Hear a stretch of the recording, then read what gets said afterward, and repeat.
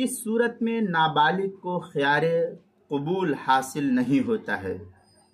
चुनांचे अगर बाप या बाप ना होने की सूरत में दादा ने होश व हवास की हालत में नाबालिग लड़के या लड़की का निकाह करा दिया तो बहरहाल ये निकाह लाजिम और ज़रूरी हो जाता है,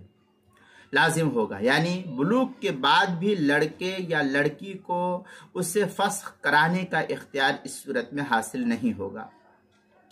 बशर्ते कि वो बाप या दादा नाआक़िबत अंदेशी या बेतदबीर में मशहूर व मारूफ ना हो तब।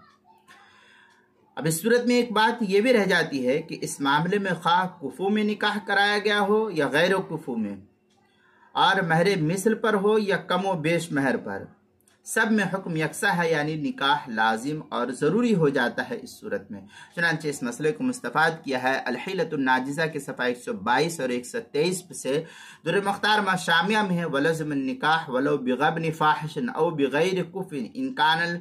वली अबन औ जद्दन। इस तरीके की इबारत जो दुर्र मुख्तार मा शामी किताबुन निकाह बाबुल वली जिल्द नंबर 4 सफ़ा नंबर 171